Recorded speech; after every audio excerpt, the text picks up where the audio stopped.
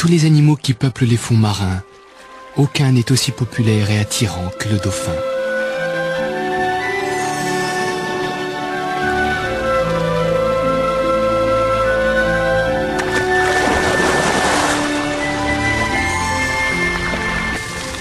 Nous allons pénétrer dans l'univers d'un des animaux les plus intelligents et les plus attachants de la planète. Les dauphins sont des mammifères marins à respiration pulmonaire. Contrairement aux baleines, dont la plupart sont dotés de fanons, les dauphins possèdent des dents coniques et acérées. Leur système de communication est très complexe et revêt des formes diverses. Grâce à leurs organes sensoriels très développés, ce sont de redoutables prédateurs.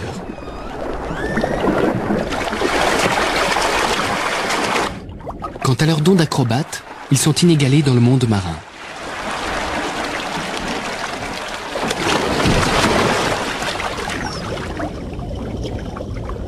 De tout temps, les dauphins ont alimenté contes et légendes. Ils semblent parfois aussi curieux des humains que l'inverse.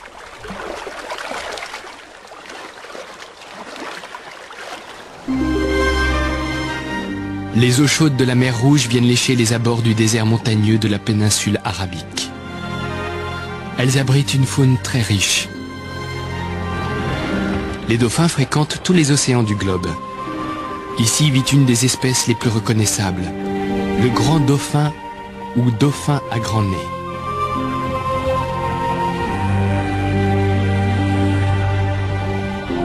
Ce groupe familial, composé d'une douzaine de femelles adultes accompagnées de leurs petits, vit dans la partie la plus septentrionale de la mer Rouge, au large des côtes d'Israël. Dans cet univers riche et coloré, nous allons tenter de percer quelques-uns des secrets des dauphins. Et d'abord, celui du miracle de la naissance. Cette femelle arrive au terme d'une gestation qui a duré presque 1 an. Elle reste près de la surface pour économiser le plus possible son énergie quand elle va respirer. Malgré sa silhouette alourdie, ses évolutions aquatiques n'ont rien perdu de leur grâce. Elle sent que le temps est venu de se chercher un endroit tranquille pour mettre son petit au monde. Elle se dirige vers des hauts fonds où elle sera à l'abri des prédateurs. Mais elle n'est pas seule. Une autre femelle l'accompagne, peut-être une sœur. Son instinct ne l'a pas trompée. Un petit dauphin pointe le bout de sa queue.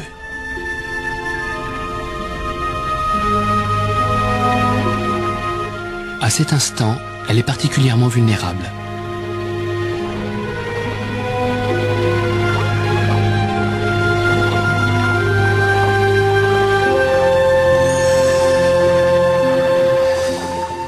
C'est un petit mâle parfaitement formé, qui mesure 90 cm et pèse 18 kg. Immédiatement, sa mère l'entraîne vers la surface pour lui faire prendre sa première bouffée d'air.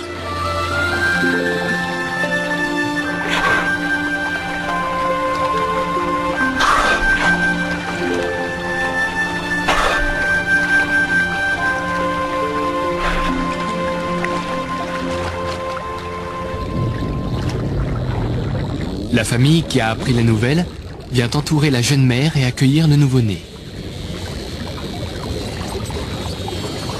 Avec sa peau fripée et ses nageoires flageolantes, ce n'est pas encore un très bon nageur. Par crainte des prédateurs, il ne quitte pas sa mère d'une semelle et lui restera longtemps très attaché.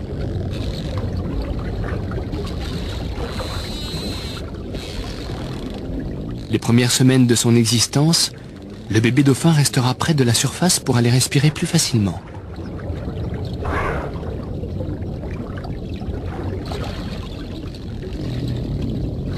Les dauphins respirent par un orifice appelé évent. Une lampée d'air d'une demi-seconde permet à un adulte de rester sous l'eau pendant 5 minutes. L'organisme des cétacés est un modèle d'efficacité. Ils renouvellent près de 85% de leur capacité pulmonaire contre 15% chez l'homme.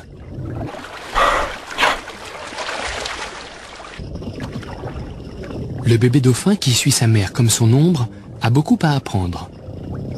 En l'étudiant régulièrement au cours de sa première année d'existence, nous en saurons un peu plus sur l'univers des dauphins.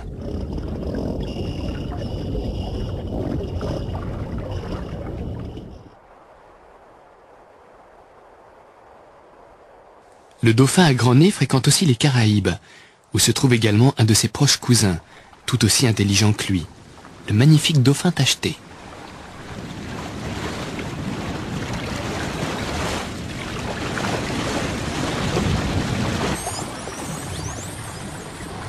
Ce groupe de dauphins sauvages est l'un des plus étudiés au monde.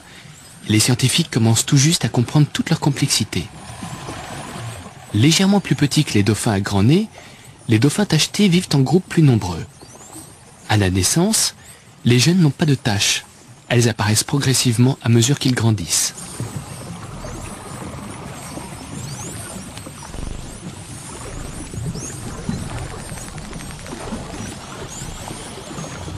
Comme tous les dauphins, ils ont pour lointain ancêtre un mammifère terrestre.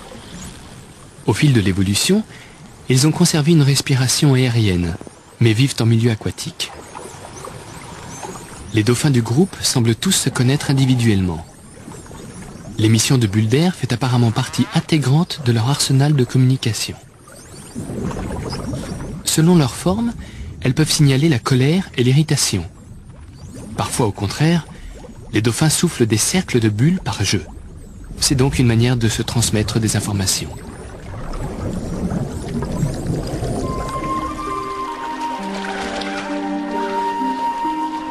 Dans la mer Rouge, notre petit dauphin est déjà bien intégré dans le groupe de sa mère. La coopération est une des clés du succès des dauphins. Mais pour l'heure, le bébé est affamé et ne pense qu'à se nourrir.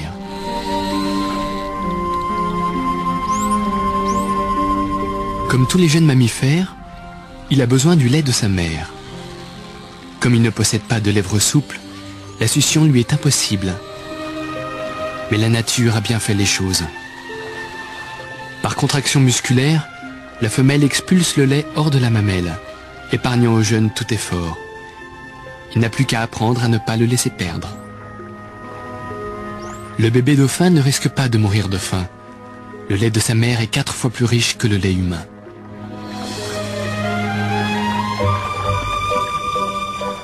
Plus il grandit, plus il apprend. Il restera jusqu'à l'âge de 6 ans auprès de sa mère, qui lui enseignera un savoir millénaire transmis de génération en génération.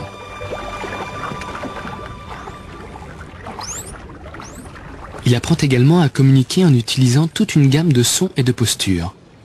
Chaque individu possède un timbre de voix qui lui est propre, ce qui permet aux autres de le reconnaître. Le bébé dauphin semble apprécier la leçon.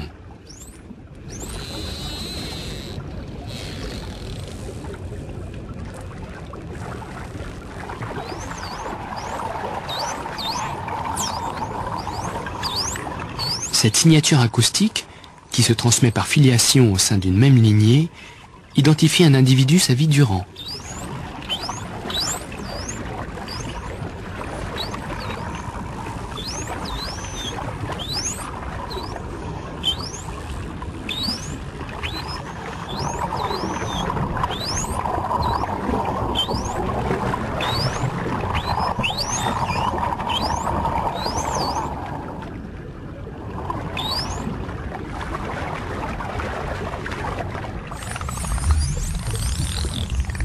Si les dauphins ne possèdent pas de cordes vocales comme les humains, ils sont toutefois capables d'émettre plus d'une trentaine de sons différents. Savoir les reconnaître et les interpréter est vital pour la cohésion du groupe. Ces sons, dont les modulations s'enrichissent au cours de leur vie, paraissent presque former un langage.